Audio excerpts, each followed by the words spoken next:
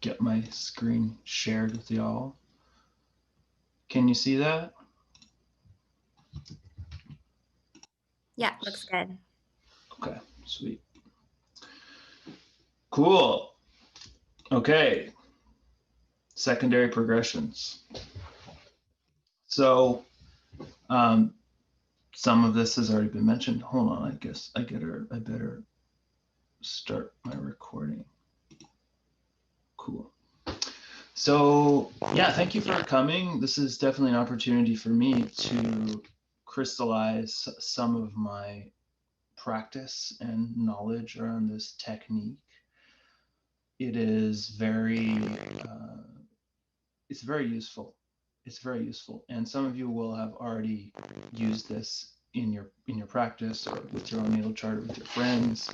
And so, I guess my disclaimer would be, what I'm going to present to you tonight is from my own experience and from my own practice and my kind of distillation of what I've read and heard about secondary progressions with my own clients and in my own life and all that sort of stuff. So what I want you to be able to do is take what I present tonight and think about it and apply it in your way.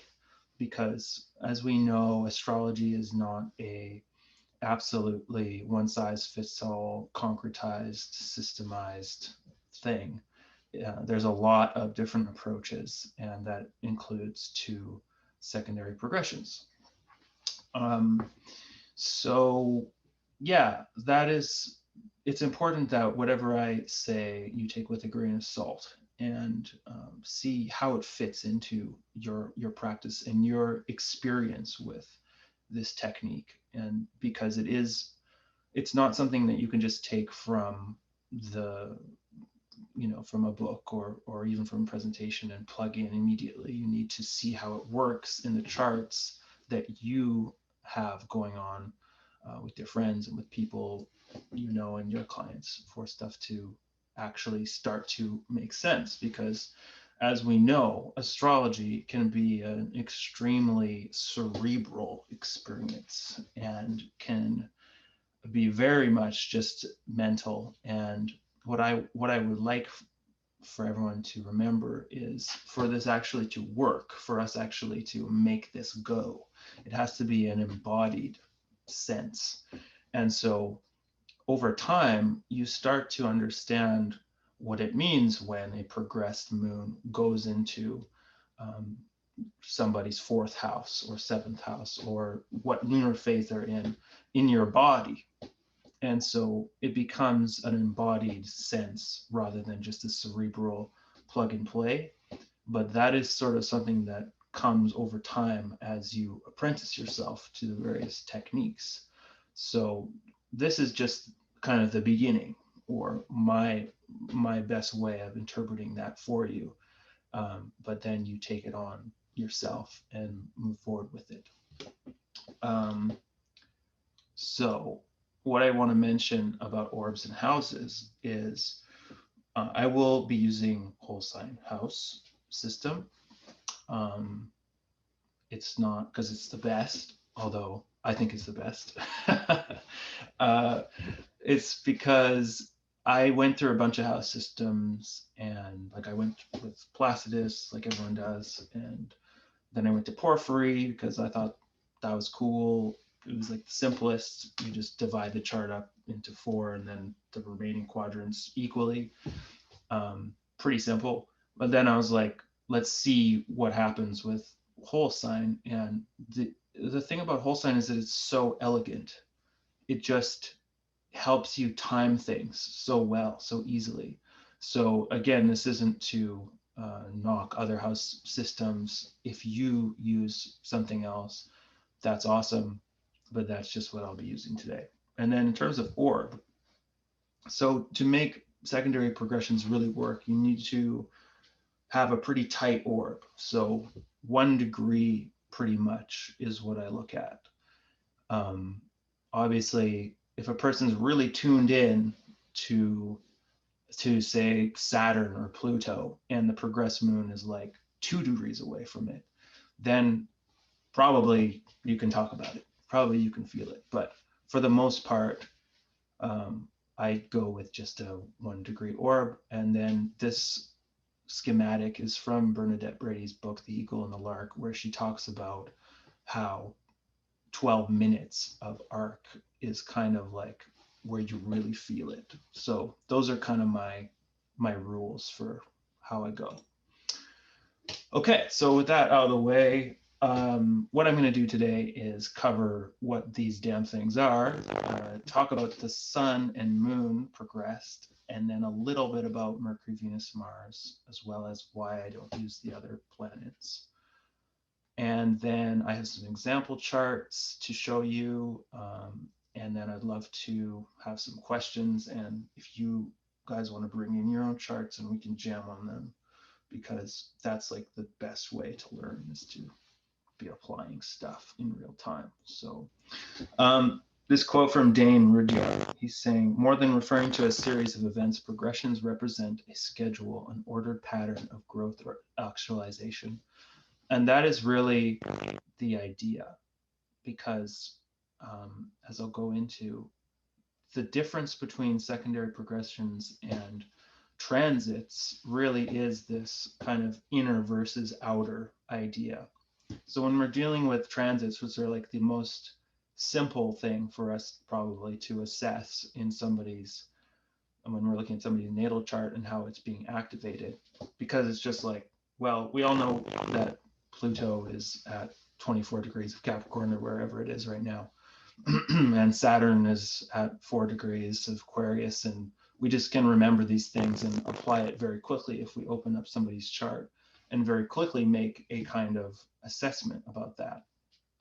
And that's cool, but those types of assessments will always be kind of more external world things. So things that are happening around us, the energy we find ourselves inhabiting without our, I guess, free will, potentially, like what we encounter.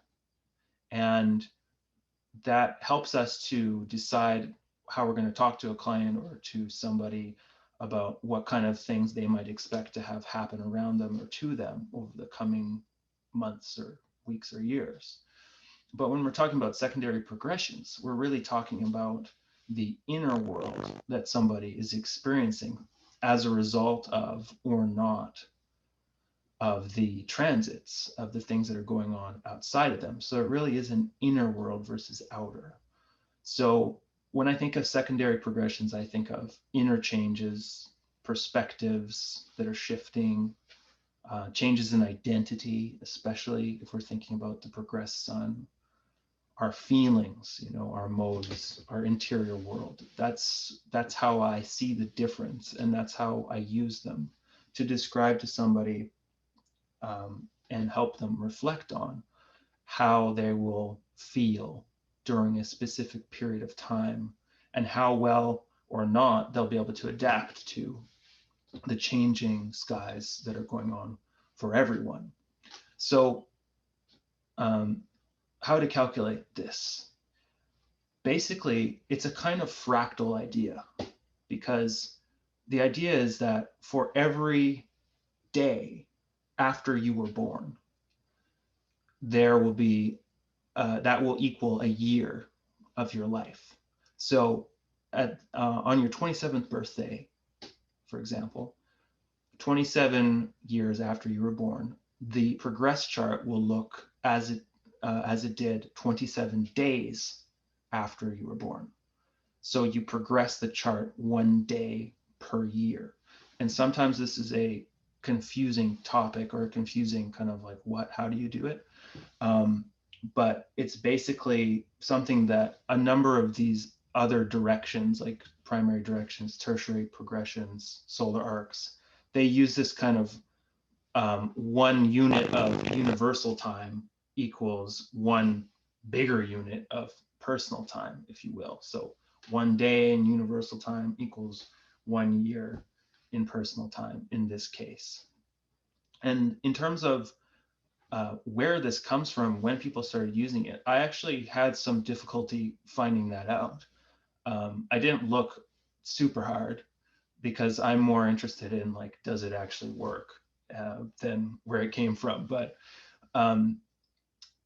it sounds like Vedius Valens mentioned at least this idea, probably Ptolemy as well, but really came in the 17th century, as far as I can tell. And if anyone knows more about that, that's fine with me. But it really has become like one of the darling techniques of modern astrology. And before the explosion of Hellenistic astrology over the past, say, like 5 years, maybe a little bit more, it was kind of, along with transits, the two things people would pay attention most to. And now I'm feeling like, because everyone's into these like way cooler things like Zodiacal releasing and Ferdaria and Time Lords and Perfections and stuff, people are forgetting that this is actually like a killer technique. And I think that if you can master secondary progressions, like in one sense, you could just use secondary progressions to predict if you couldn't somehow get your hands on an ephemeris for like the current time. If you couldn't do all these other techniques, secondary progressions would give you enough to talk to somebody about in a meaningful way about the phase of their life that they're going through. So I think it's a killer technique. This is just to show you, this is Justin. I just picked a random chart. Don't know why I picked JT. But I was like, I need a chart, any chart.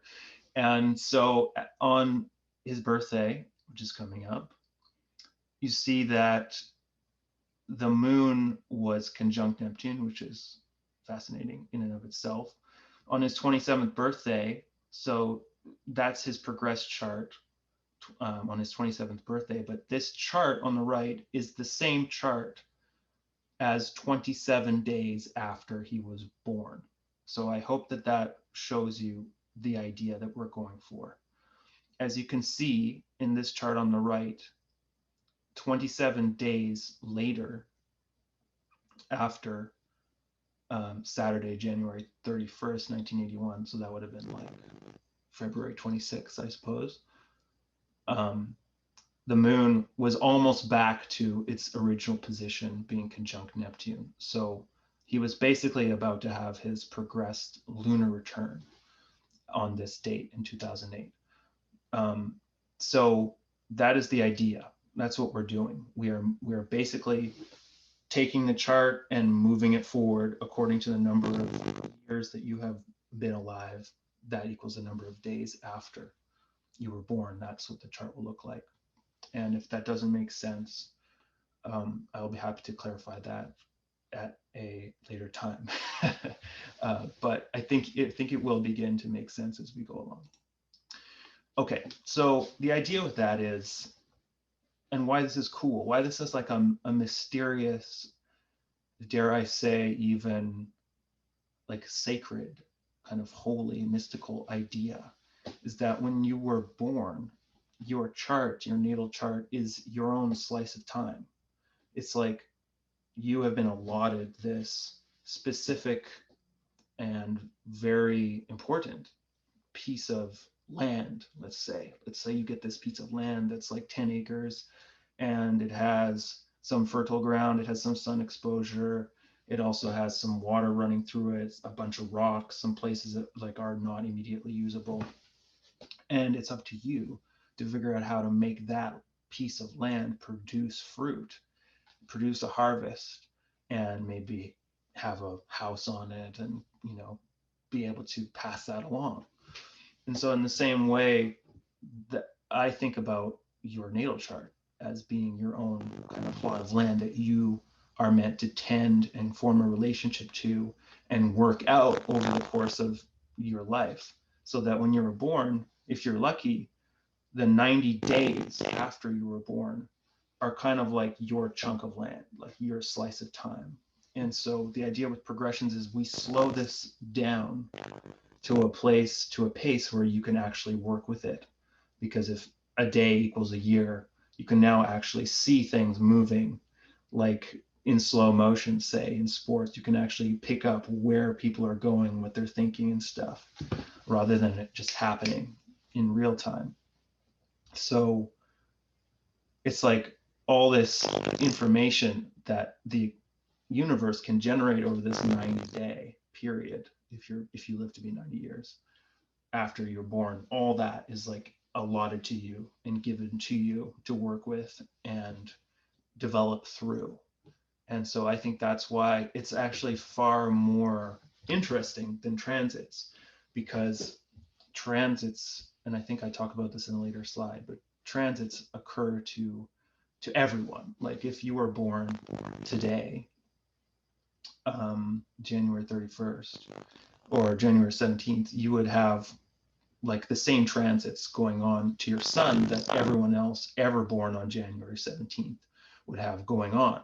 And so in that sense, it's not that personal, especially when, but you're still talking about your sun, right? So it feels somewhat personal.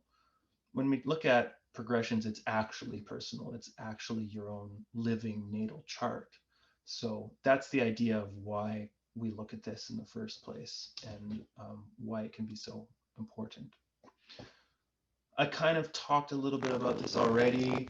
The difference is, to me, that the cosmos is manifesting onto us with transits, and then in progressions, it's manifesting through or even as us. Um, and the thing about charts that's so weird is some of them are like really easy natal charts. Some of them you're given like all the keys to the kingdom, or so it seems. And then sometimes those people can just squander that, whereas others feel like very difficult. But the fact that the chart changes over time, like in this kind of perhaps 90-day window, allows you to see how that could happen, how one could either fumble like a great pass or create something beautiful out of nothing. The the progress chart kind of gives a hint, because in a sense, after whatever difficult or easy aspects were allotted to you in the natal chart, you can see them change and shift over the coming years. So like that, it's pretty cool. Okay, so now let's jump into it. So I'm going to talk about the progressed sun first, and we'll look at this chart on the right as our example. Basically, when I think about the progressed sun, I use it less often than the progressed moon. I still will look at it because it's fascinating to see. And the things that I look at are when it crosses angles, especially, or goes into an angular house. So first, fourth, seventh, 10th. And because I use whole sign, that means that the ascendant, descendant, midheaven, and nadir, I see in this case, are like floating points of extra sensitivity. So, so I pay attention to both of those things. Um, and I also pay attention to first to fourth harmonic aspects. So that would be the conjunction, um, and the opposition, the trine, and the square. I don't really pay attention to other stuff like sextiles or the semi-square or the other things that are hard to pronounce. The quintile, the quincunx. I don't really pay attention to those aspects because, in my opinion, you should be able to like really feel what's happening. Um, you shouldn't be wondering whether you're making it up. So yeah, the other thing that I do pay attention to, and this isn't necessarily just about the progressed sun, but in terms of the natal chart in general progressing, so that natally aspects that we're building or forming become exact, as in this chart here. So you see that by progression, eventually this Mercury will catch up to this Saturn and Pluto conjunction. And that will be an extremely important little moment or years, set of years, um, because that just says something is coming to perfection. And you can apply that to the sun as well. In this chart, it's not really the case that there was a, I mean, when we look at this square to Neptune, but that happened very, very soon after being born. So that's a thing. But I know in this person's life, the conjunction in the progress chart between Mars and Neptune was also extremely important. And you can see that that at the time of birth was like a ways off. So those are other things I pay attention to. But with the progressed sun, what I'm really trying to think about is identity and personal kind of intent, the way one feels and shows up. And so that's why when we're looking at house and sign change, one can start off feeling as a Virgo in this case, move through a 6-year period of being a Virgo because the progressed sun basically moves a degree a year, and have a very second house focus to that, and then shift around the age of 6 to a very Libran focus that takes up another 30 years, and then have that progressed sun make all of these aspects to both the progressed planets and the natal planets, and have a number of up and down experiences, and then have that finally come to an end and enter into Scorpio in the 4th house and come into this angular house, which is, in my opinion, far more powerful place than a cadent house. So that is like a moment of real, like, I guess, birthing or transformation or coming into something new, around value systems, around sense of self, around self-fathering, self-parenting, around your identity and your image and your sense of what am I actually doing here and who do I feel myself to be in terms of flavors of the different signs of the zodiac and the ways that they express. So in this case, the reason I chose this chart as an example is because when the progressed sun went through all of these aspects, this person had a lot of very intense years, as you would imagine, with the sun, progressed sun hitting both the natal and progressed Pluto, especially. And when it came to the end of the sign and was about a degree away, this sort of signified a transition year or a period of time that was very much in between and caused some confusion, but at least the period before that was like very intense and heavy was coming to a close. And so those like boundary times are very important to watch for with the progressed sun. And then it's about to hit an angle too. So you can imagine that all of the stuff that goes along with the 4th house and the IC, all those are going to import into the identity of this person really strongly, like starting now. So I know that this person is looking for a house, is looking to settle down. And when you think about what their identity has been over the past 30 years, they have been very nomadic. They have been a very nomadic person, not really settling down, kind of having this 3rd house feel, being very much footloose and fancy free, and then finally coming to like, and now it's time to actually look for property and buy a place and settle down and make all that stuff happen. So that will have a very strong effect on this person's identity and sense of self and ability to radiate the sun's kind of promise that that it's trying to make happen. So when I'm actually working with the progressed sun in the context of everything else, I'd say that, like, usually I open up the chart and I look at what's going on in the progressions first, because they give me this like underlying long-term sense of what's going on in the person and what phase they're in. And if I opened up this chart, for example, with this person, and this was like maybe 2 years ago, I'd be talking to them about the fact that they're about to go through a major kind of easing because of the fact that the sun was coming off of these aspects with Saturn and Pluto. And one could expect that they would go through a kind of no man's land and then enter a completely new phase that was far more fourth house influenced for basically the next 30 years. And that's how I would couch that. But I would couch that information against all the other stuff in terms of timing, because the progressed sun doesn't really deal with like the when are specific events going to like touch off. That you look for the progressed moon, you look for transits, you know, especially Uranus transits, Saturn transits, for ideas about like when is something actually going to come to fruit and manifest and be in front of you. Because the progressed sun moves so slowly relatively, it's more about our lived experience of going through changes in identity very gradually, but eventually being able to look back and be like, I used to be a third house person. I used to go here and there and lived in so many different places, and eventually that caught up with me, and I was like, that is over. I'm now a fourth house person. I now am rooted. I now belong.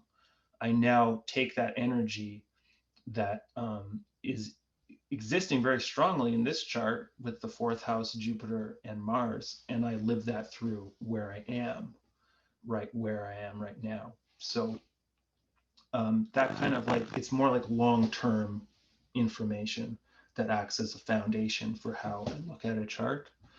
And in that sense is very useful for getting to know the client, like, and reflect back to them things that they may know subconsciously or have an intuitive sense of, but that when they see this journey, as in this case, that they've been on through this third house and into the fourth, it's like very affirming.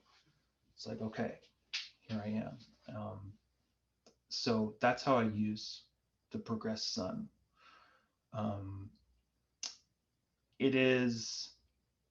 It's not the most important thing, I think, that we can talk about in terms of progressions. I would say the moon is, but it's still very interesting and useful to form the basis of what you talk about. So that's what I have to say about that. Watch if you use the progressed sun, the most important thing really is sign and house changes. If you're using the whole sign house system, the change of the sun by sign and house, and if there's an angle involved too, in this case, very close to the cusp of the angular house, that is like when you know there's going to be a dramatic change for the person in terms of how they feel about their life in general, as a whole, in total, and how they kind of look at themselves and judge themselves even for where they're at. So that's how I use it. Okay, so let's get on to really the meat, which is the progressed moon. And I say the meat because this is where you can really gain a lot of good information, and there's a lot to look at in terms of aspects. But before I say that, it's really not so much about the lunar significations. Like if you think about the moon as your mother, for example, generally speaking, in a natal chart, you don't bring that into the progressed moon. Otherwise, you would have like all kinds of problems with your mother all the time, because the progressed moon would make all these aspects. So you can't blame the progressed moon on for that. It's more of a signifier or a torch or a spotlight, like something that kind of translates the light between other aspects that are in the chart and touches them off and shows where things are really important or what's happening. So it's kind of like a watch hand, if you will. It's pointing at something, and it talks about like the flow of energy or the flow of internal events. And in that sense, it can be really helpful, as opposed to the progressed sun, for showing you the timing of when the effect of a transit or a profection or something going on in the Time Lords, when the effect of that is actually felt and responded to and dealt with on an internal level. So that's really important for, like, if you're just to look at transits and say, oh, you're going to have, like, um, imagine you're going to have Saturn going into the 10th house and you have an Aquarius 10th house. And it's like, wow, hopefully you've been like working really hard over the past 30 years and getting yourself ready for this moment and doing what you need to do. And because if you have been doing that, this could be a moment of real like consolidation and next level leveling up for your responsibility in your career, your vocation, etc. But if you don't look at the progressed moon, you won't actually know if that person is ready to take that on or good to go. Because if the progressed moon is like balsamic in the balsamic phase and in the 12th house, that person will basically fall apart under Saturn. And they won't be able to act on whatever you tell them to do. They won't feel like it, and they'll feel bad about it, and they'll feel like they self-sabotage themselves. So whereas if the progressed moon is also about to hit the 10th house and cross over that transiting Saturn, then you know that that person's like game and ready to work hard. So that's why it's so important when thinking about the effect of these transits and whether they will actually work. Um, and yeah, so when we think about aspects, there's a lot to think about. The main question is, if we look at a progressed chart, are we looking at the aspects in the progressed chart, or are we looking at the aspects from the progressed chart back to the natal chart? Or are we looking at the aspects from the progressed chart to the transits? So there's a lot of information that you have to like decide on your hierarchy, which is going to be most important for me personally. And you can make up your mind about how you want to do this. The aspects from the progress chart to the natal chart are more important than the aspects inside of the progress chart by itself. Very generally speaking. We'll look at some examples, but I think that when I take the progress chart and I overlay it on a bi-wheel onto the natal chart, and I can see where the houses that this progress moon is going to be traveling are laid out in regards to the natal chart, that seems to be very important. It seems to be more important than the houses of the progress chart. So I would go with that. But I also think that how the progress chart relates to the transits is also key. So in order, I would say progress chart aspects to natal chart would be number one. Progress charts aspects to transits would be number two. And then number three, the actual progress chart itself.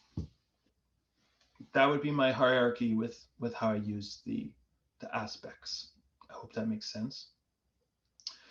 I only use, again, the conjunction, opposition, trine, and square, even less the trine. I use the hard aspects because the hard aspects we feel, they're in our face, we know they're there, they make things happen. It's not because I'm trying to be mean and like throw away the fun aspects like the sextile or the trine or the quintile or whatever. It's just that I don't think we can actually feel these other aspects so well. And again, what we're trying to make happen is make sense for the client out of what they're going through, and we need our techniques to actually work to do that. So that's why I do that. Aspects to the nodes count. I think I would only probably use conjunctions with the nodes, but they count. Again, crossing angles, ingressing angular houses, the house and sign change. If you're using whole sign, those are the same thing. The progressed moon void of course, in terms of aspects inside of the progress chart, I would count that fairly high, because for those of you who who are not familiar with the concept of void of course, the idea is the moon is void of course once it has traveled through the sign that it's in and finished making aspects to all the rest of the planets around the wheel. So if let's say the moon is at 26 degrees of Aquarius, as it was the other day, I think Thursday, we had a very long void moon all of Thursday and half of Friday. So when the moon was at 26 degrees Aquarius on Friday morning, the moon was void of course. And the idea with the void of course moon is that things do not occur in the way that you would expect. Plans do not take fruit. Generally speaking, it's time to just take care of loose ends, tie things up, consolidate, be inward, be slow. So you can see how you could import that meaning into the progressive moon and be like, okay, it's about to finish its sign. It's going to get out of this particular house. And so for the next, say, 4 months, it'll just be trucking along, doing its thing. And so you're going to advise the person, like, you're probably going to want to, over the next few months, just consolidate yourself, take time, get ready, prepare the ground for whatever is going to happen when the progressed moon ingresses into the next sign and house. Okay. I talked about tri-wheels, and all of these things may seem like, wow, this is a lot of info, but we're going to look at some examples and you'll see it all coalesce. Talking about progressed lunar returns again, with like the 27 club, some of you may be familiar with the fact that a lot of celebrities seem to have died at 27 or just around there. The idea with bringing that into astrology and the progressed moon cycle is that that is basically where the moon is about to make its lunar return. It's not going to necessarily be a new moon. Depends on where the part of the lunar phase cycle that the person was born into. But the moon at 27 will basically be balsamic to itself. If you think of the fact, like say your moon where you were born, in the case of Justin Timberlake, was at I think 20 degrees.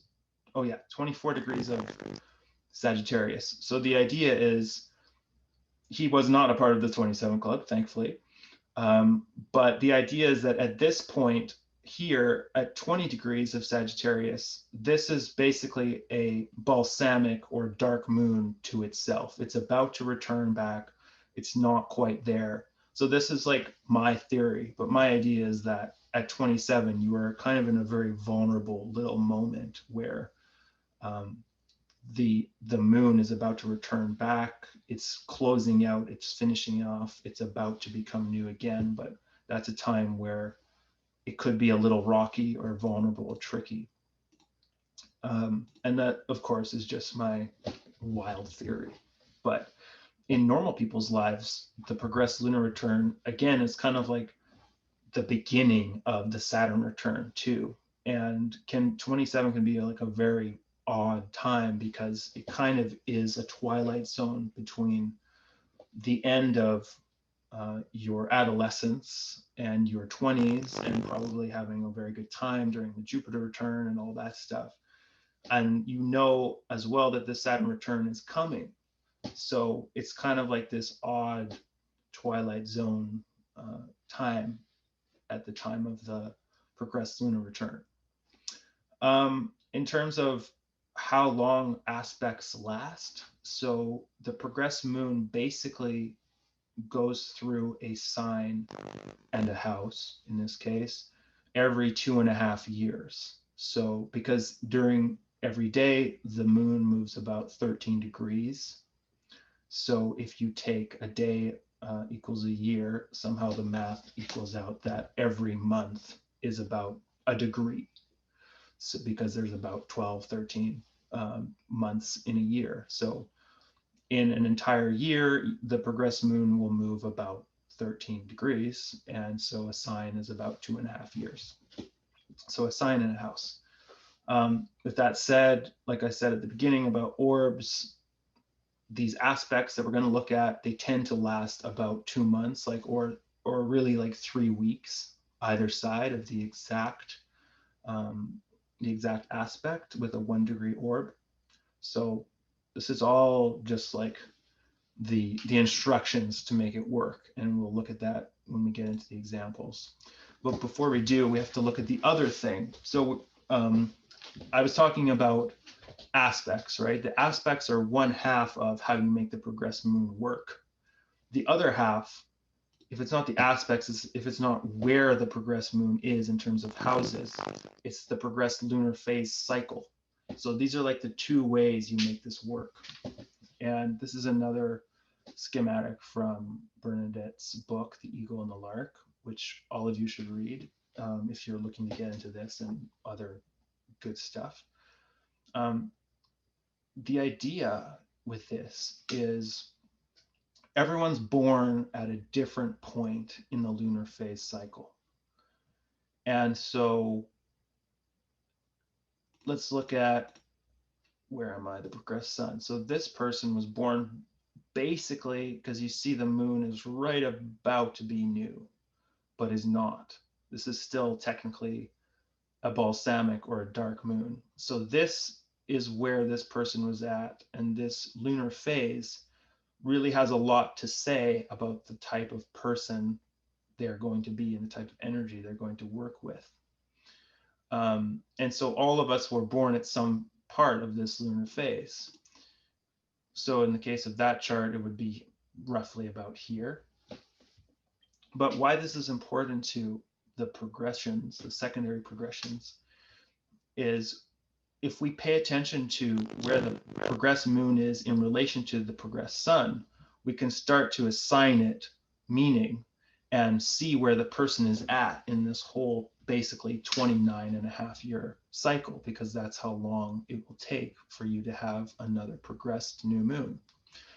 And so I'm going to basically go through these 8 pieces as quickly as I can. And these are all like arbitrary kind of like divisions, because this is just something that humans made up, probably a man, to figure out like, oh, we're in our first quarter, like we decided this basically, instead of it being like 36 or some other crazy number where like there's 8 phases to this. And so that means that it may look like this is all very cut and dry, but the actual experience of the person and your application of this technique is more to see like, are we closer to the 90 degree, to the first quarter? Are we closer to the full moon? Are we closer to the third quarter, the balsamic? Where are we? Because in this half, we're really like, we're building, we're growing, we're trying to figure out what it was that this initial seed that the progressed new moon was about, that's trying to take root, that's trying to take action and bring forth. And in this, we're kind of waning, we're integrating, we're becoming more conscious. So I like her idea that the first half is instinctual, the second half is more conscious. And that's kind of like, it's just a frame to put over and look at when you're looking at the progressed chart of somebody. Like, where are they at? Where are they at in the cycle? Because it will make a big difference, like I said, with the idea if they're about to hit a big Saturn transit in their 10th house or Jupiter, and yet they're in their balsamic phase. That's very different from if they're in the full moon phase or if they're in the waxing gibbous phase. So let's take a quick look at some of these. In terms of aspects, I kind of made this up based on like what I've seen, but like the square, the first quarter is the square. Obviously, the full moon is the opposition. The last quarter is another square, and this is basically how long it takes for you to get those after the progressed new moon. And everyone will get basically 2, maybe 3 progressed new moons if you're lucky. In the case of the chart that we just saw with the person who had the balsamic moon phase, that person will probably get 3 if they're lucky, if they live to be long, if they live long. So yeah, but that's basically the idea. There's these 8 sections that we pay attention to. So with the new moon, the idea is that we're emerging. We're basically, oh, I think I skipped a slide, or maybe I skipped a slide in my, yeah, I think they're out of order. That's it. So with the new moon, we have like a seeding and an emerging, as she says. There's something that wants to be born, there's something that wants to come through, but we are also somewhat still in the releasing of whatever phase we were in before. And so this is like, in terms of looking at the progressed chart itself and its aspects, like I said, like it's down maybe like on the 3rd post of the hierarchy, but the progressed chart of the that chart of the progressed new moon is going to be a key document, as any new moon chart would be, because the way that that looks is going to be very important in describing the next 30-ish years of the person's life. So whatever goes on in that new moon is not just about the new moon, it's also about what else is going on in the chart. Because you can think of that as being like, if a person, let's say a person was born near a full moon, and then 14-ish days later there was a new moon that happened when they were 14 days old. When they turn 14 years old, that will be a moment where they have a new moon in their life. And that chart is going to say a lot about until they turn 43 or 44. And so you have this whole period of time that you can look at and understand under just from one chart in a very kind of meta way. So at this new moon, we have all the things you would associate with a new moon, the new desires, identity, renewal. It is a very delicate place for a person to be if you're looking at their progressions, because they are basically at the start of something, and things are just starting to take shape in a very almost subconscious way. As you move forward, you begin to see what it is that this thing is about, and it's like the first start of publicly displaying or making something real. So oftentimes I've seen, like, if the person has a progressed new moon in, say, I'll show you an example of this, in, say, the 7th house, and then they're looking at the crescent phase, the moon will be basically in the 9th or the 9th house when it's in its crescent phase. And at that point, the person's life will be less about the fact that the new moon was in the 7th house and about relationships and starting something new in terms of relationships. You'll still feel it coming through more in the 9th house way, is what I've found. So sometimes the house, in my experience, is like less important than the fact that for the entire cycle, than the fact that they had a new moon at all. And then when you track it into the next phase, you start to see the house of that, wherever that phase is taking place, assert itself. So in terms of the crescent, as we're going through like the first sextile and into the square, it's just like when you were growing something, it's just like little sprouts are just starting to come up. And you're also basically, what you planted and you can't go back. It's like, we planted potatoes here, we're not going to root them out because we just saw the sprouts. Here we go, we're doing potatoes. So when we get to, like I said, these slides are out of order. There we go. When we get to this 90-degree, first 90 degrees, this first square, that's like a critical, exciting moment. If you pull out somebody's chart and they have a progressed first quarter, it's like, okay, you can tell them that there's a kind of urge to make something happen. As you can see, she said, it's like the action, like, I'm going to drop this in, I'm going to take some kind of self-confident, independent type of action to make whatever I'm feeling, especially in terms of whatever house that is taking place in, that type of idea will be imported, and you'll move, you'll want to make it happen. And so she says, Bernadette Brady says, it's an ego building time. You're looking to actually push ahead and make something happen. So that's like a very powerful moment, as opposed to say it's opposite, which is more about integrating and reorienting and being like, what now? This is really like, I'm going to demonstrate, I'm going to go out there and take my first steps. And then when you get into the gibbous, it's basically just a continuation of that, except more stable, more real, more like, I've got this, I'm making it happen. I see momentum, I can see where it's going. I'm starting to see the fruit. It's not quite ready, but this is my place. This is my garden. This is my orchard. It's like headed towards something, and I own it. And then so that can be like a very content place for somebody to be in, because if they began on the right foot, then by that time they feel like, I'm actually headed towards something and I'm going to see a harvest. So I'm content to just keep moving here. If they don't feel like that, it could be like a very panicky moment, like, wow, I don't know what's going to happen when I get to the full moon, because that will be a time of reckoning, which it usually is, because that is like the fulfillment of the cycle, or the beginning of the fulfillment, especially on an internal level.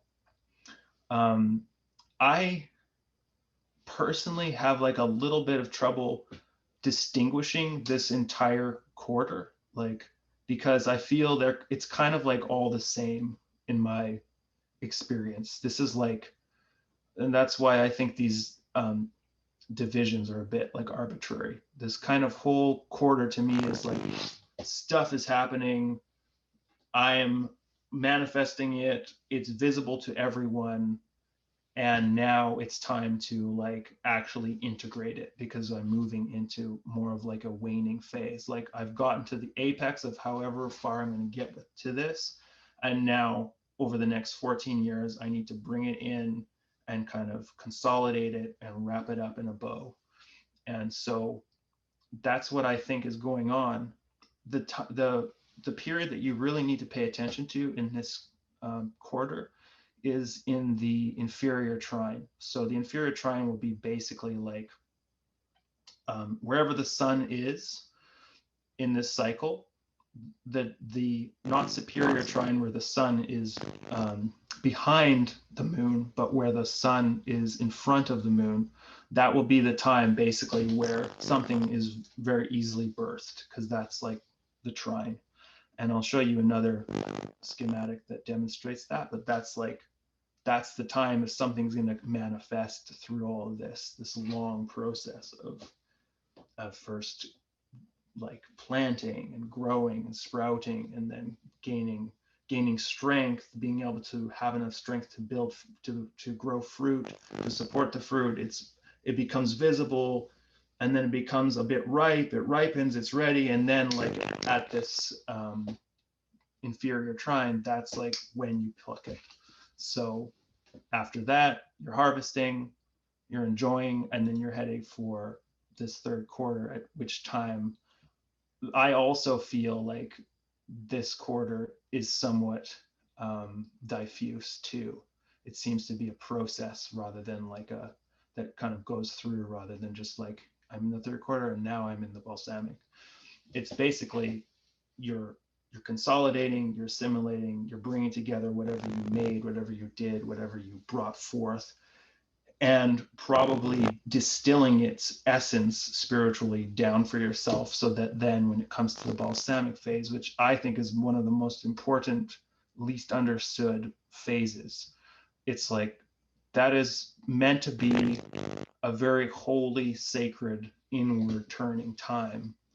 And probably for those, I guess it would be 3.5-ish years, you're very much behind the scenes in a kind of 12th house type of world.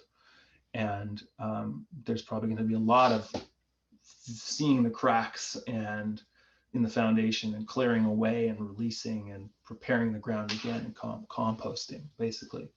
So that's this whole, in a nutshell, in a very quick nutshell, this idea that you have to import when you're looking at the progressed moon, because it's not just about the aspects that the progressed moon is making that give you a sense of what's going to be going on. It's also the lunar phase. When you see the lunar phase, it all kind of clicks in a very like 30-year view of where the person is at in their development, and how that will translate the effect of the transits into their actual internal feeling state and life and their decisions. Because based on where they're at in this cycle, they will make wildly different decisions, or things will feel wildly different in terms of what feels right for the person to do and take action on. So that's key when you're advising somebody. This is from a guy called Nick Anthony Fiorenza, who is a sidereal astrologer. And I love this schematic because it's not oriented in the same way as the last one, confusingly. This is the beginning. This is the full moon. But in this case, he shows this inferior trine that I'm talking about as the opportunity to birth. And that's basically true when you think about, like, if you get pregnant here, this is basically in here is like the 9-month-ish window. So that's when you would give birth and harvest. But that's an exciting place to be. I just like how he's laid this out in terms of the angles, and like I kind of have put this in my head when I'm thinking about where the person is at in terms of their phase. So yeah, wanted to include that. Now, before I get into examples, I'll just say a few notes about the other planets. I don't use the outer planets. I don't use Saturn, Jupiter, or anything else because they move too slow for us to use. I don't use the progressed angles either. Some people love the progressed angles. I just haven't used them. I really just use the progressed moon, although sometimes with progressed Mercury, Venus, and Mars, they can be really useful, as we'll see in the examples, for showing things. Like I said with the previous chart, with that progressed Mars moving into conjunction with the progressed Neptune in this case, that was really key for interpreting why this person had felt their energy just completely tank during this period of time that Mars basically was in contact. And as soon as it started to gain some space away from it, the energy and the drive and the focus had just come back online almost magically. So in that case, I think that using the progressed Venus, Mercury, and Mars are good, but I put them on a less kind of high level of importance. The thing that you have to watch with them is the retrograde and direct cycles, because they take so long to move, that if you have, everyone's going to have a Mercury retrograde in their life, in their progressed chart. So that's going to be an important moment depending on the house that you find Mercury retrograding in suddenly. That'll be a moment of importance. And the same goes for the retrograde cycles of Venus and Mars. The ingresses are important. And again, the aspects are just going to be the hard aspects. So I think, oh yeah, that'll be the last thing, and then we'll get into an example about how I use them. But basically, when you want to put this all together, like, okay, I got all my progressions and all my transits. This is what I'll do for somebody if they've paid me enough. If they paid me enough to go through their chart with a fine-tooth comb, this is the kind of thing that I will make, because, and this is what Bernadette Brady calls a time map. So basically what I've done here is I've taken 2021 for this client and looked at all of the weeks of the month, and I've taken Pluto, Neptune, Uranus, Saturn, Jupiter, and like that is when this aspect is in play. And again, and so with this, I can look at where these are taking place within the other stuff that's going on. And I can start to make very clear inferences about when they should be acting and when not. So I think some of you were talking about zodiacal releasing periods before we got going, and I would use that in this. You were talking about loosening of the bond periods. This loosening of the bond here at the same time as a Neptune opposite Sun, and at the same time that the progressed moon will be square progressed Jupiter. So this is like, wow, that is like a moment for sure that we pointed to for this person as being like, you're going to want to be in a very specific frame of mind for that. And I would not have really been able to make such a recommendation so clearly if I hadn't made this time map. So you do have to come up with some kind of way of putting the information that you get from progressions in context with all the other techniques you use visually on paper, so it's not just flying all around in your head. Like, they have a peak period, they have, the eclipses in such and such a house at whatever time. If you have it, even if you don't make it all pretty like this, you just like write it down on a piece of paper. That will help you immensely to integrate whatever information you come up with that is primarily of an internal nature in the progressions and relate it to stuff that's going to be happening externally through the transits and the releasing from spirit periods. So yes, to get through some examples here. Okay, what did I want to say about this? Right. So this person, this is the progress chart on the outside and their natal chart on the inside. And this is so at the time of this progression, this person had basically gone on a vision quest and was seeking a kind of answer about their life and what they should do next, especially in regard to their relationship. They had been married for like 30 years and it looked like a divorce may happen. And so they are here, they have quite a revelatory experience, and then they come out of that and decide to divorce. So what happened was this progressed moon moved into exact conjunction with the natal Uranus, at which point that divorce was finalized.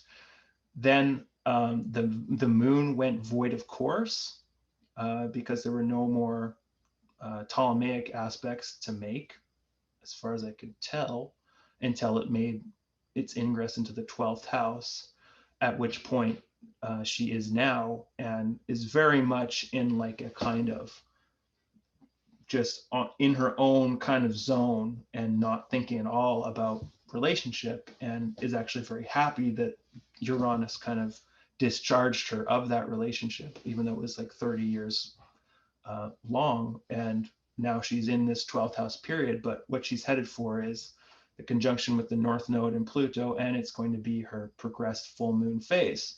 So what I told this person was basically like, this is time for like a complete inner overhaul and composting and like reset, because like that's a very powerful signature. And this, you're probably going to want to be spending a lot of time alone. You probably will feel a lot of up and down upheaval that the effects of which won't be felt until later, because if you have a progressed full moon in the 12th house, it probably is going to take that entire quarter until you get up to the progressed last quarter for it to actually like manifest, which it will when you get to these second and third houses, right? So that was me looking at this and being like, okay, yep. it's like, it's going to happen. Whatever status quo you had going before is now officially complete and over. And yet it's not the whole story, because you still have to deal with Pluto, and there's probably a lot more grieving and kind of stuff coming in from the depths and total overhaul that you need to go through.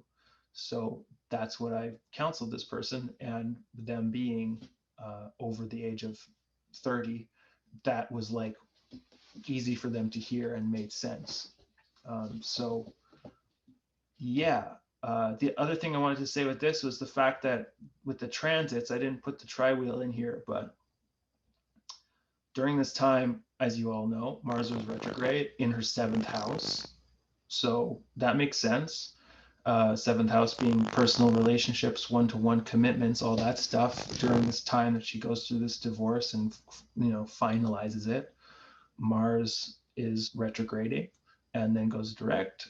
As well, she's having her 2nd Saturn return. So that happened just before, although Saturn, I can't remember how far back Saturn went back in 2020, but she's basically in her Saturn return this year.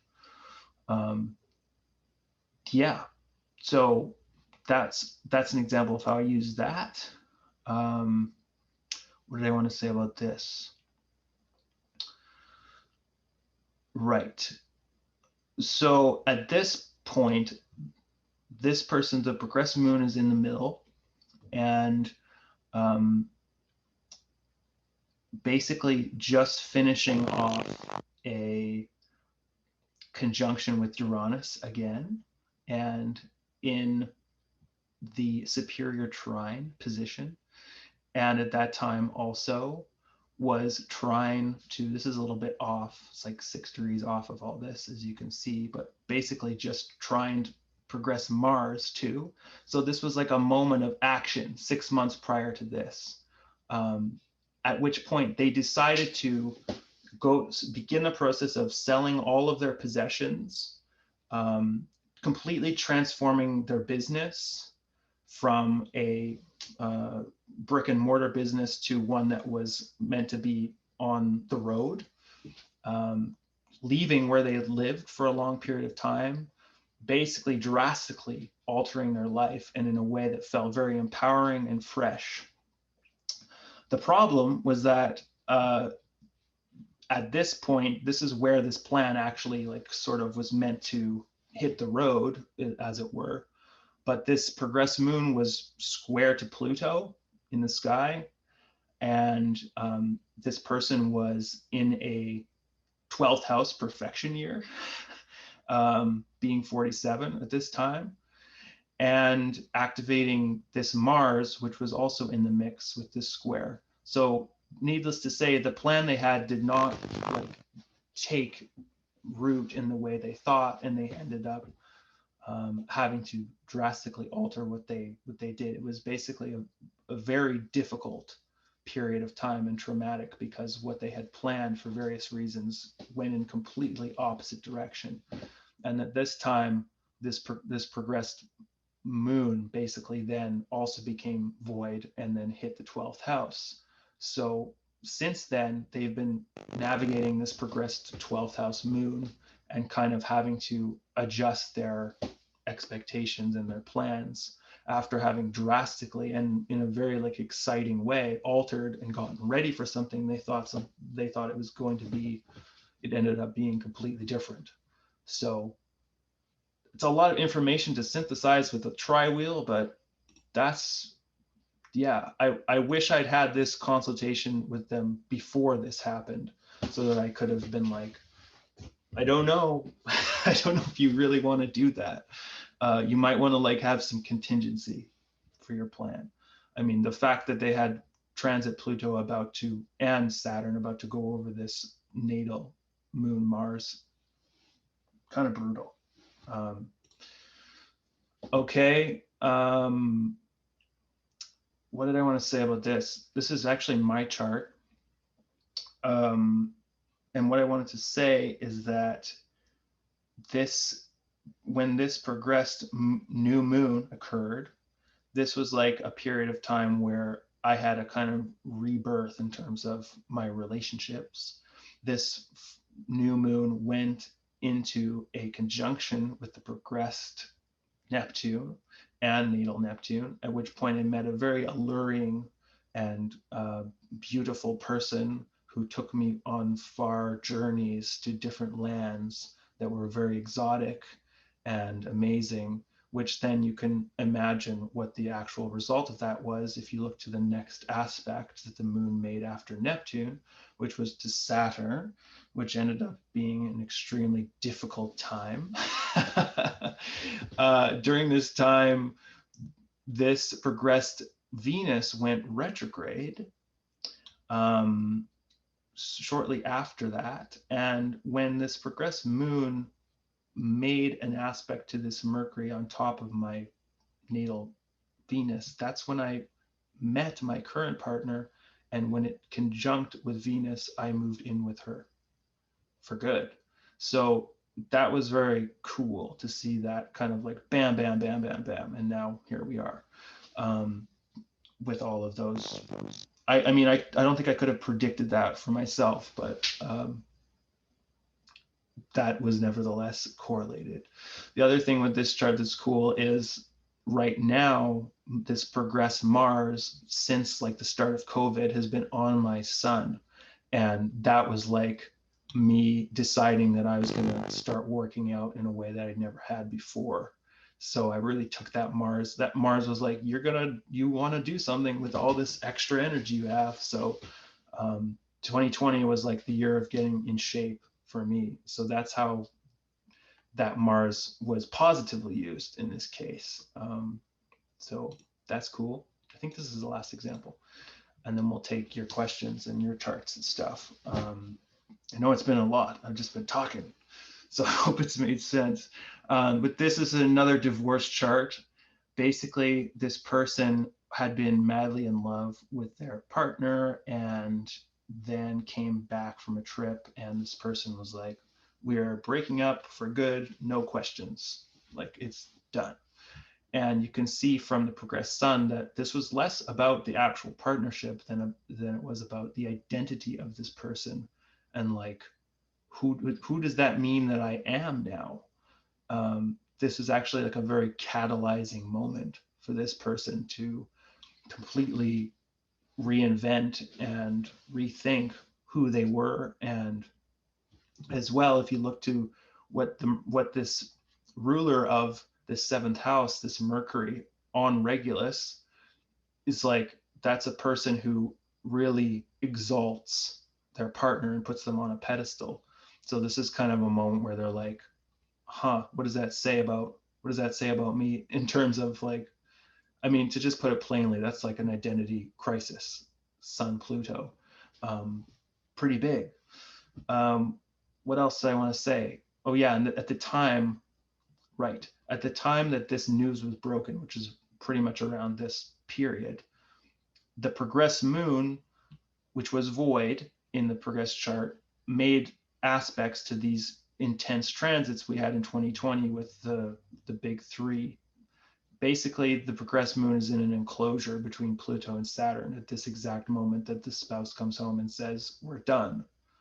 And so that was pretty rough, as well as basically the moon moving into a square with about to be retrograde Mars. So it's like, I talked to this person after this happened, unfortunately, but hindsight being 2020, you can tell that this person was, in terms of their allotment of land in their like kind of specific chunk of fate, this was going to happen when they were approximately 41. I mean, we're not even talking about the fact that at this time they're having their midlife transits, right? Like the Neptune square, and the Pluto square is pretty much done at this point.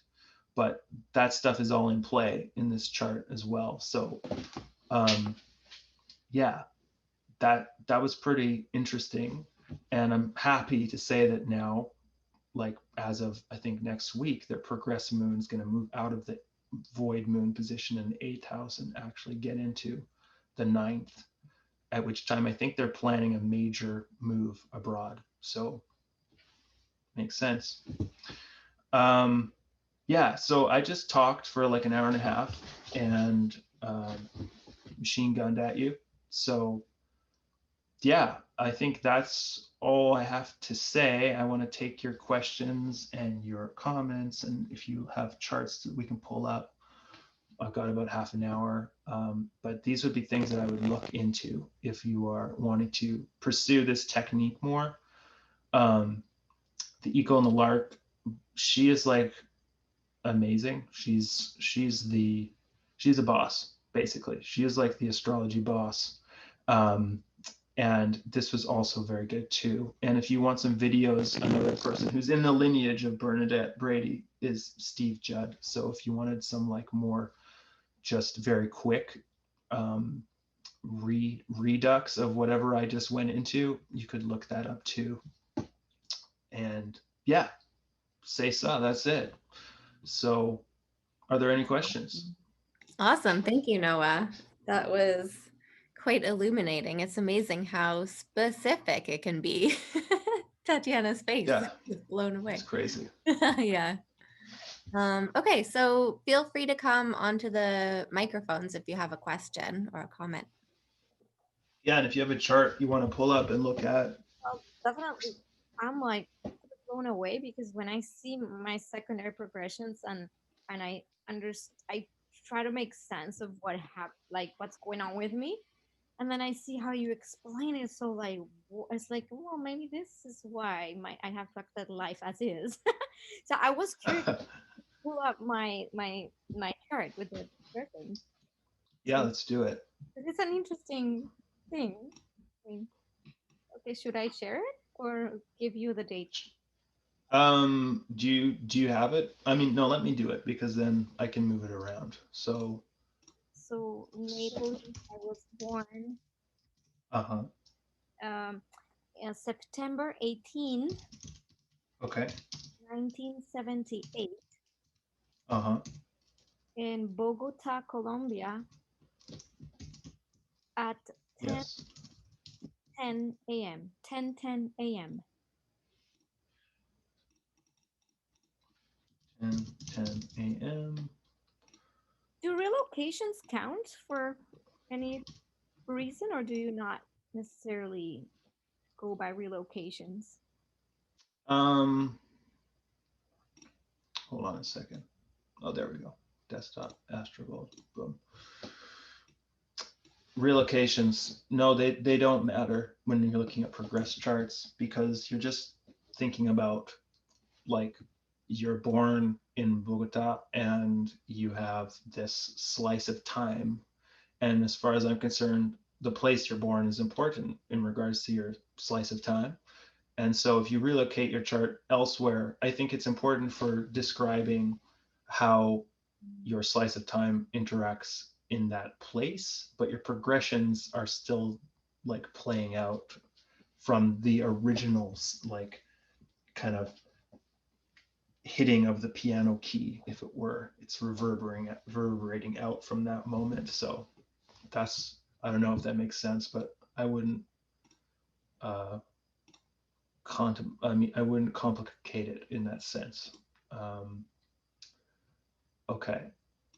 So what was your question? Did you have a question about Well, what's going on with this?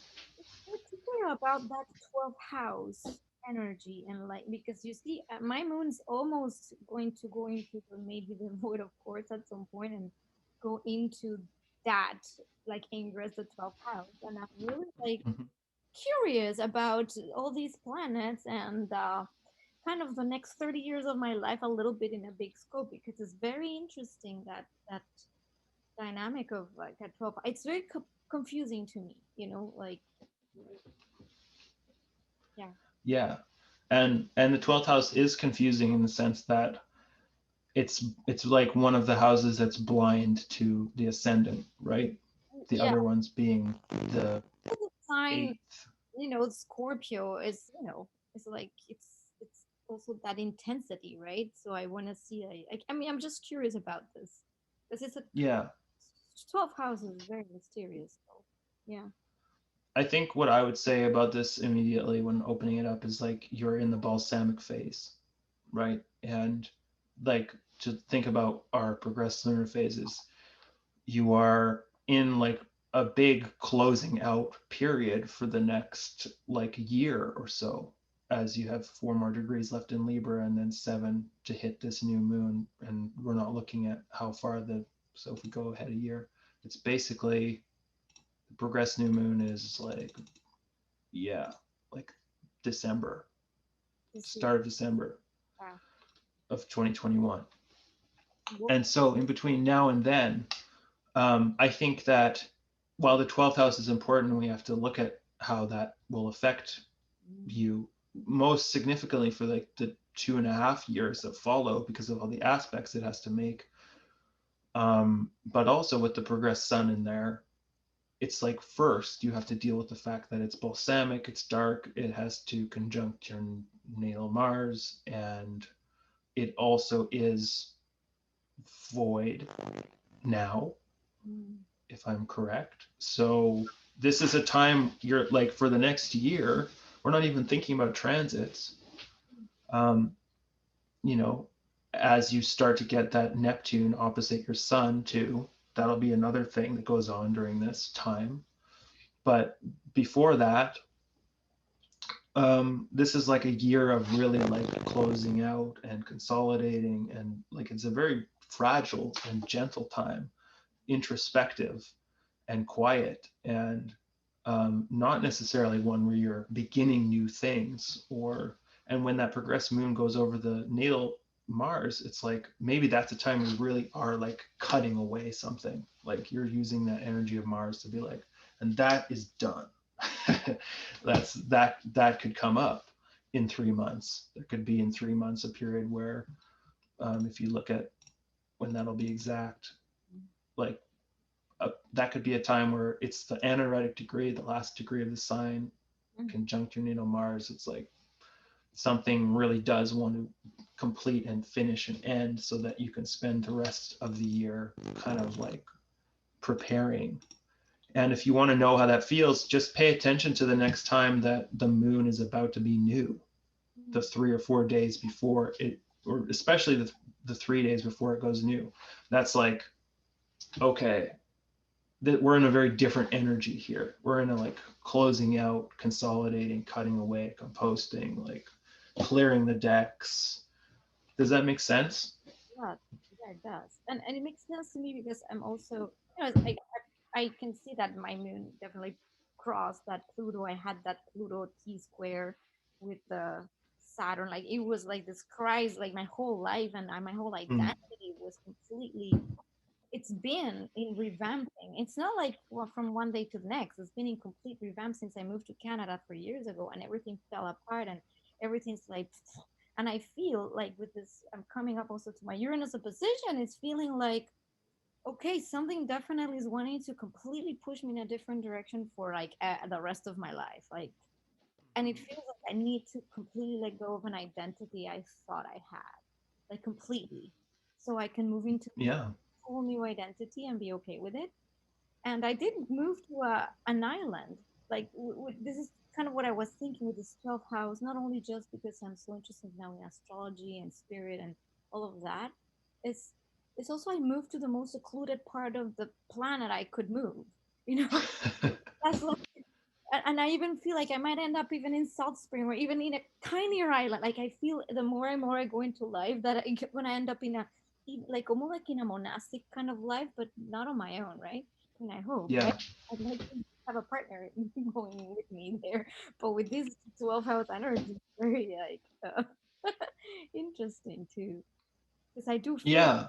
I secluded myself from all my worldly, 10th house natal 10th housiness, right? Into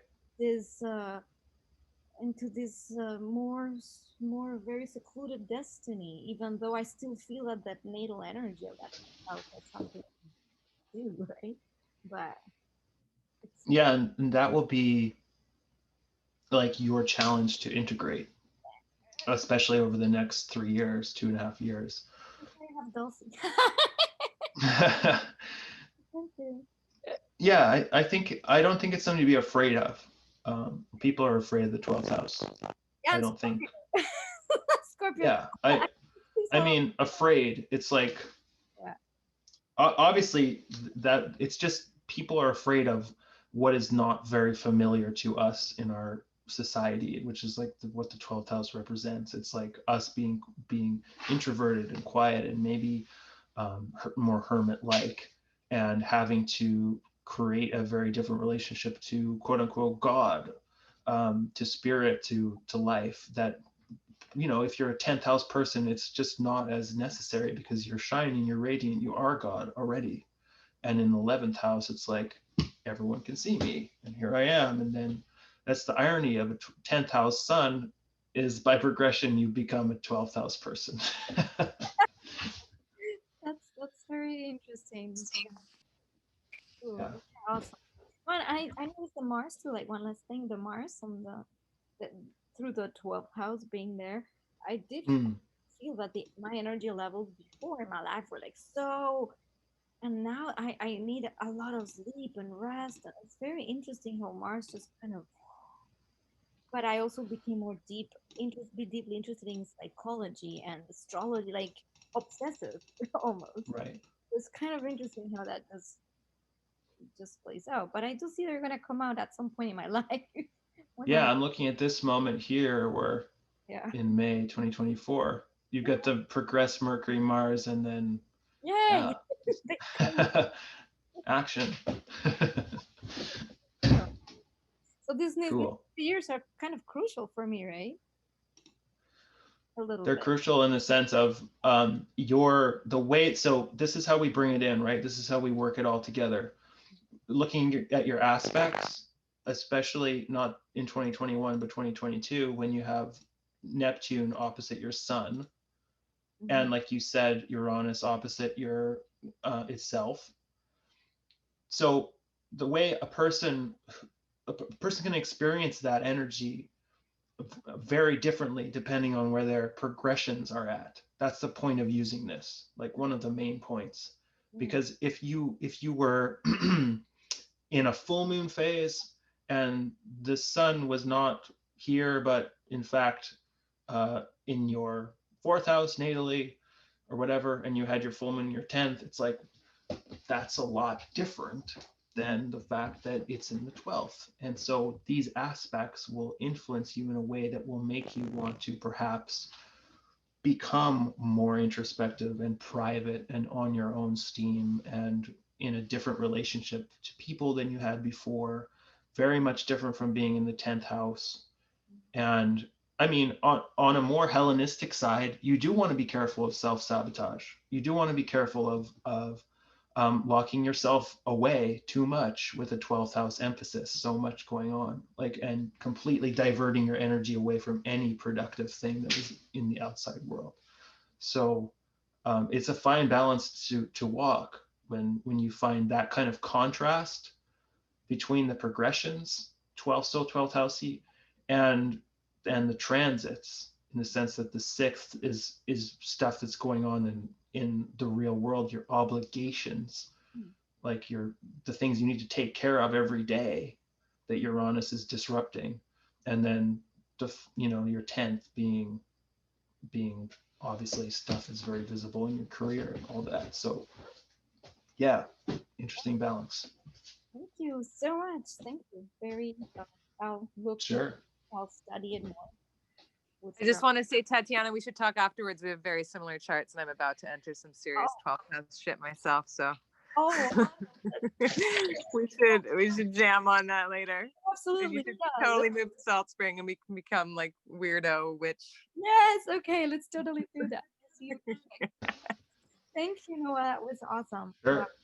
Yeah. Anyone else? Or questions? Actually, hi, this is Alexis. I was wondering if you could just pull up my progress chart so I can see it on your screen and see it on mine to make sure I'm looking at it correctly. Okay. My date of birth, it's 9/15/75, and I was born at 4:26 in the morning in San Francisco. September Yes, 15th? 1975. Uh-huh. You were born when?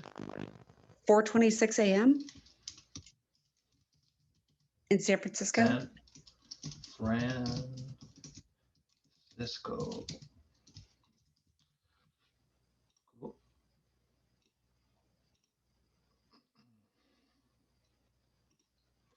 So I always do the bi-wheel, right? But if you wanted to just look at your progress chart, that's what it is. Okay. That's right. But the bi-wheel is where it's at, because that's where the progressions make sense in terms of your natal houses. So for you, you're also basically in your balsamic phase as well, as you can see, right? The fact that the moon is closing out its long cycle that it's been in.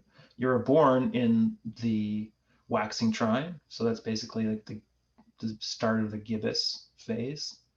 So that relationship is key. But yeah, where you're at right now, and it'll be fascinating when you're about to have that new moon, when that moon goes into Scorpio and has to conjunct first before becoming new, this Uranus. That's a time to mark on your calendar. April 2024. I know that's a ways away, but that'll be a time where if there was something to be let go of, that would be the time. That's the time to move. Perhaps. I mean, with the fourth house stuff there, yeah. I mean, perhaps. Okay. Did you have any other questions No, I'm just trying to get out. I'm trying to get out of Texas and move back to California. I'm in Houston proper right now, and I've been here for work, and I'm trying to move home. It sounds silly, but I just turned down a job 3 weeks ago, moving to Oregon, just because I think it was too soon. And then there's too much stuff with COVID. Trying to find an apartment up there was ridiculous. So. Right. Well, with the third house emphasis coming up, you're probably going to continue moving a little bit more. It might be necessary, or you might just feel as though it's necessary with the fact we're dealing with the progressions, right? So even if you move back to where you really want to go, in terms of feeling actually settled, it's going to probably be until you get this progressed new moon happening. In April? No, not quite in April. That's where something of your past pattern is going to have to be shed. When it comes to the new moon, it's actually October of 2024. I'm not looking at your transits, right? But this is like when something new that is absent from the status quo with Uranus there begins to have a seed planted. Yeah, I don't know if that makes sense. I mean, then it does. You're on the, yeah, okay. Mm-hmm. It does. Thank you. Sure. Other questions, other charts? I mean, I'm always game. Okay, let's do it. I feel like you have my chart. I think I don't, because I changed computers. Like I have a computer that I used when I saw you. So let's do you again. Even January you just had your 9th. birthday, didn't you? Yeah, January 9th. 1980. Yeah. 11:17 a.m. Somewhere in Ontario. Toronto, yeah. Oops. Yay, I'm so glad you're doing this. Toronto to Salt Spring, that's a great move. Oh yeah. Straight up. So okay. I have moved into my 12th house. I thought that wasn't happening for like another year. Your progressed sun is in your 12th house now. Oh, I thought that wasn't for like another year. Okay, wow, that's already happened. Come on, Julia, you have software. Oh, I know, but I just hadn't looked at it because I was like, oh shit, that's gonna be coming up, and not for like I thought you said 2.5 years. So then I was like, anyways. Here you are. You're now a 12th house person. Welcome. Julia, do you usually use Placidus, because this is whole house or whole sign? I'm sorry. So that might make a difference as to, which house system you're using where your progressed sun ends up. I do True. use whole sign, but for some reason I just was like, okay, I'm not there yet, but here I am. All right. Yeah. And so, like, what does this really mean? Like, it's very subtle. This progressed sun, like it's very subtle, like especially when you think about the transits and the progressed moon and all these other things we have in our toolbox. It's not, it's like, it's more of like a subtle internal kind of orientation that you begin to feel, especially as the sun makes it through this sign and house over time. Mhm. And so at first, I think when we're dealing with the cusp, I think it probably feels less subtle, perhaps. Like, okay, I am feeling like a still subtle change in how I orient and where my identity is at. And I'm becoming more of a 12th house Piscean type of person, through which I think we've talked about before, about how that may come through more in terms of like the Piscean, like the self-sacrificing, the perhaps spending more time in service and in dedication and devotion, or devotion to a thing, perhaps to astrology. So that's like a long-term process, right? So it's subtle. Yeah. It's there, but I'm feeling it. I'm feeling it. the fact that yeah, again, just picking out fun things to pay attention to for you, that will be May, when this moon is exactly opposite Pluto, right? Sorry, what, in May? Yeah, when your progressed moon is exactly opposite Pluto, Oh, that is a period where you will have probably some tumult of some kind, or perhaps like a chthonic moment, a moment of catharsis, probably around your identity, probably around how you're feeling, perhaps in terms of 12th house sun stuff, maybe. So because I do kind of associate the sun with the first house in a way. So yeah, that's an exciting moment, actually. I mean, it's Pluto, but it's still like exciting. I think, anyway. Got a nice trine to Neptune, so that should help things out a little bit. right. But Maybe like a big ayahuasca trip or something. yeah, and hopefully not too big. But yeah, that could happen. That could be there. Yeah. Any other questions there? So the progressed moon is in Aries till when? Just until December this year. And then you become greedy money bags obsessed person. That's when you really kick into gear. If I make it through May. You will. The thing about tough, hard aspects is like they're meant to be lived. Usually when people die, their chart is full of trines, because it's just like flip. They just like, if you're looking at a chart of an old person and you're like, I wonder if they'll pass away this year.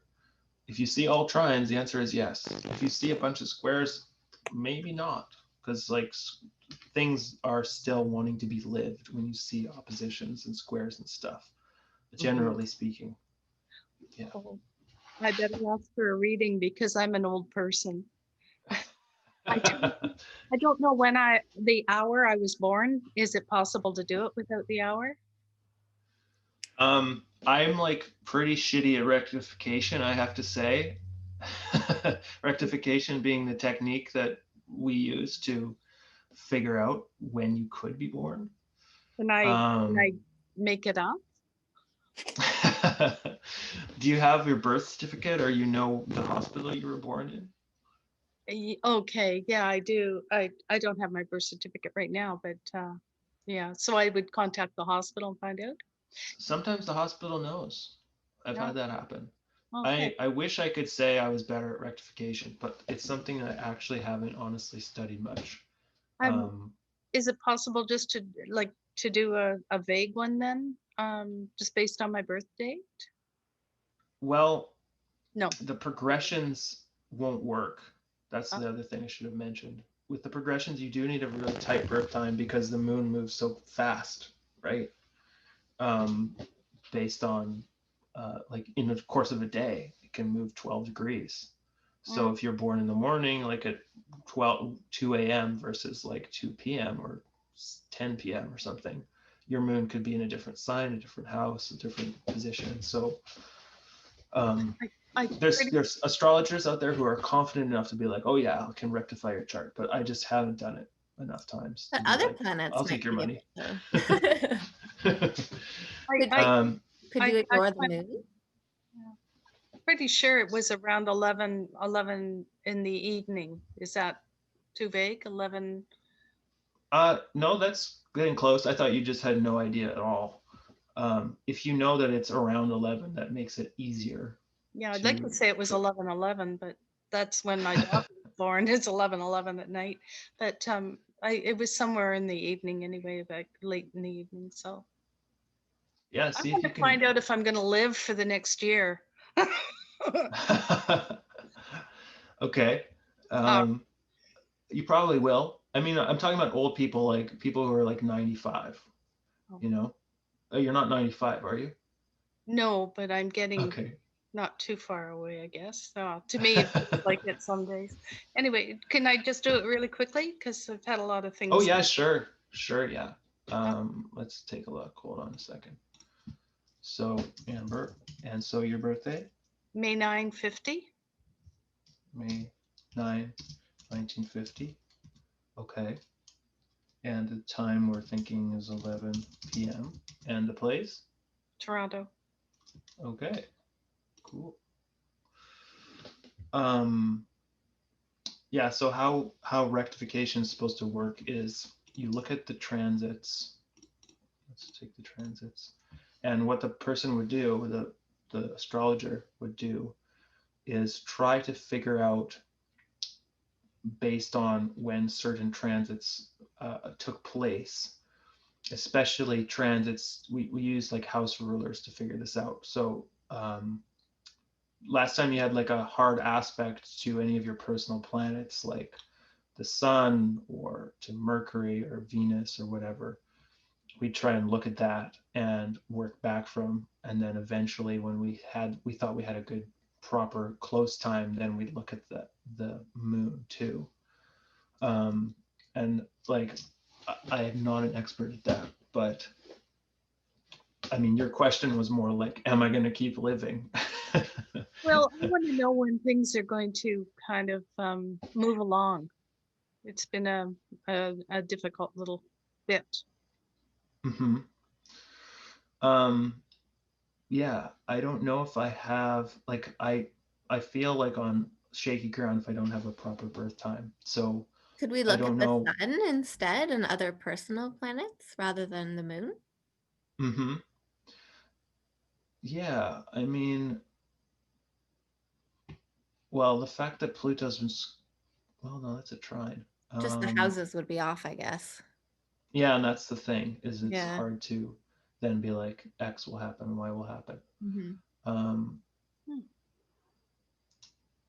Yeah, I mean, it's an interesting question when things will move Could I along. just interject here? Are you familiar Mm-hmm. with solar arcs? No, I don't use solar arcs. You can use solar arcs really great, and they're pretty easy to do rectification with. Oh, perfect. Yeah, so I don't use solar arcs very often in terms of prediction, although, Mm-hmm. you know, every once in a while I do, but I always use that in terms of with a new client as your time correct.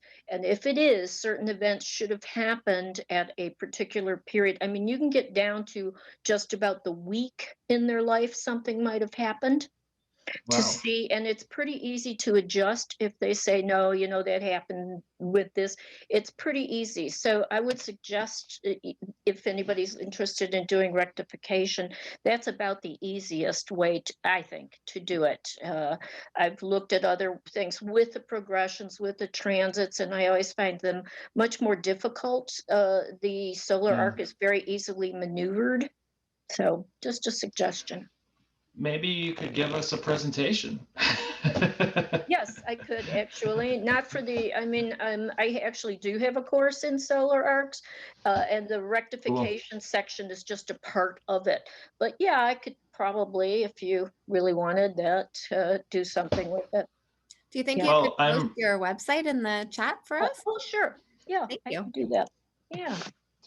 I just have no idea when it comes to rectification. Yeah, Because most of my it's hard. It's very hard to do. And I have tried, one of my friends who's also an astrologer, we wanted to sit down and see if we could figure out someone she knew did not have any idea when she was born, but she also was really bad on coming up with events in her life. But we were trying to, start with absolutely no time whatsoever.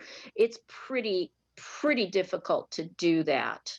I mean, I suppose you can if somebody's willing to write down the exact times that things happen, but usually people have an idea if it's the morning, afternoon, or evening at least, and that helps to target a bit.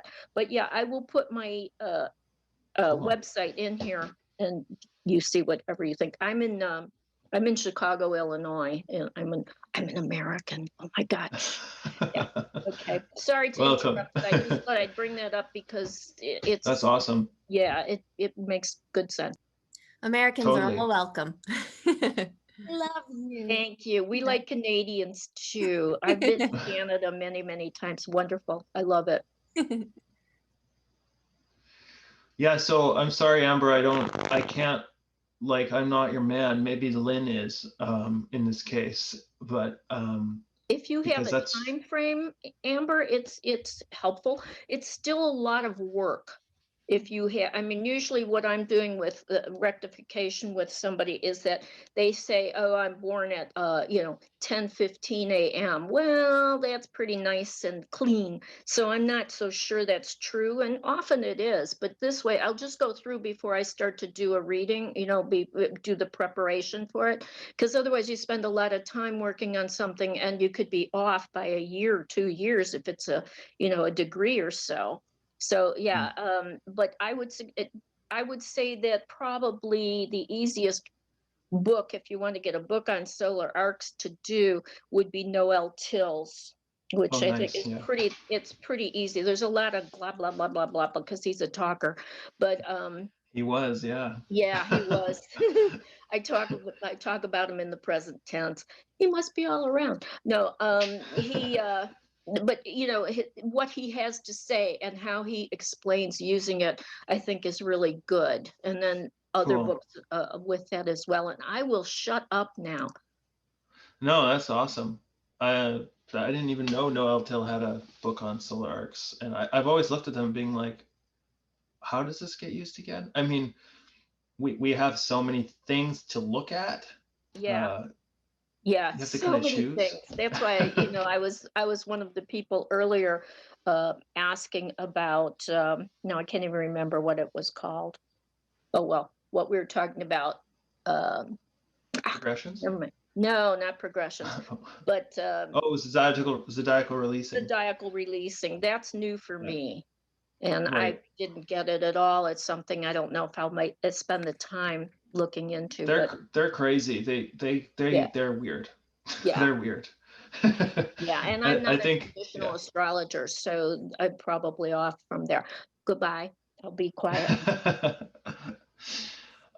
So yeah, I'm sorry, Amber, that I can't be more of help in regards to that, but I guess we just learned that a birth time is key, and I would pursue your hospital to find out if there's anything closer you could get. We can see in the transits, we can see Neptune opposite both her malefics, both Saturn and Mars.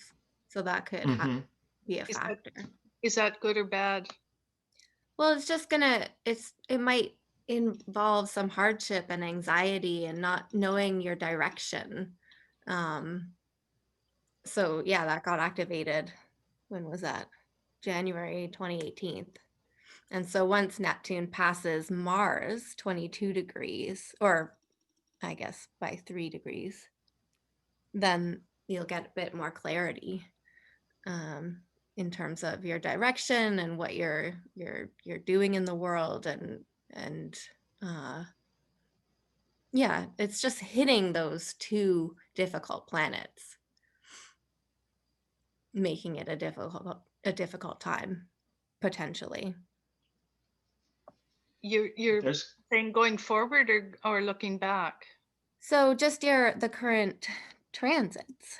Where are we? Yeah. So if we see down at the bottom, we see Neptune, and it's right opposing Saturn and Mars. And Saturn and Mars can often be difficult, and they're together. So whenever something hits those, it'll activate those two difficult experiences. And so Neptune can be very spiritual. So you could go within yourself and do meditation and like do some self-exploration and really transform in that way. But it also involves, not knowing your direction or feeling frustrated or lost. And yeah. The problem also is that because we don't have an accurate birth time, we don't know what the rulerships are. Yeah. So the fact that you have a Pluto trine to both your Mercury and Mars, basically, like you think, oh, a Pluto trine, like cool, like long-term, easy, like slow transformation from the bottom up that comes like in a very private way, but you don't know where, like if maybe Mercury is actually ruling the 12th house and or Mars is ruling the 8th, or something else is going on, like that can have a very different effect because Pluto is basically coming in all the time, like the windows are completely open and Pluto is just coming in, like, and the rulerships tell us where in the life the effect is most felt. So if the 12th house or the 8th house or the 6th are activated, say, then those results may be less like kind of ideal or how you'd really want them to be because of the rulerships. So yeah. Thank you. Are there any other charts before we wrap up, or last questions? Yeah, we're this? at the 7 o'clock mark, so people can have maybe quick questions, but we'll have to wrap up soon.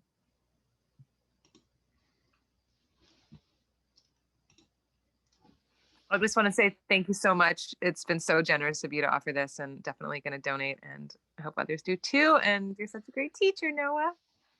Hey, thank you, very Julia. much. And I did donate, just so you know. Oh, thank you, Lynn. Great, really great. I'm definitely going to check out your website and those Noel Till books. Yeah, definitely. Thank you. Thank you. Yeah, thank you very much so for listening in. It was fun. Do you have any other platform or way to donate? Because I tried going into the coffee thingy and it just didn't work out for some strange reason. So I was just wondering if you have any other form we could. God, I should have set up a like PayPal button or something. I don't. Maybe try again. I mean, don't feel obligated. I just clicked on in the chat your buymeacoffee.com, and it was really easy and paid through PayPal, and you can pay through credit card as well. Tatiana, maybe I can sit with you and we can go through it because it should be good. For something, yeah, I'll make sure to be able to support you. Yeah. Cool. Yeah. Thank you very much. Well, thank you so much, Noah. That was fantastic. You're most welcome. Quite illuminating. I'm definitely going to go look at my progress chart now. Yeah. Start to use it. That's how it'll actually begin to take life for you. Is just use it. Yeah. And then you'll see. Okay. All right. Well, thank you. I'm going to save the chat. So if anybody wants any of those links, feel free to contact me. And yeah, thank you guys so much. Yeah, go ahead. yeah, well, just to remind people that that we keep doing our efforts for Astrology Victoria. Yeah. So please join our Facebook group, Astrology Victoria VC. You can find us on Meetup, and we have an astrology channel on YouTube, Astrology Victoria BC. If you don't find a BC, then it doesn't find. I maybe get there, where we usually, of course, when our speakers are okay with it, we post that, and we of course want people to keep donating anyways. The idea is to create this as a bigger platform where everybody can access information and knowledge. So Dulce and I create very basic beginner videos, and then we have all our amazing speakers that we put up in the platform. So when you join, subscribe, like, and all of those algorithmic things, then it's awesome. It helps other people find this wonderful information. So it's not just locked in. So yeah, that's all I wanted to say. So yeah, thank you for being here, for supporting our speaker, for supporting Astrology Victoria, and yeah, and yeah, just Great. follow us. All right. Thank Thank you, you again, guys. Nova. Thank you, everyone. Bye. Bye. Bye. No, those. Okay, wait, whatever. Okay, I want to sit with you and see if I could, Okay. but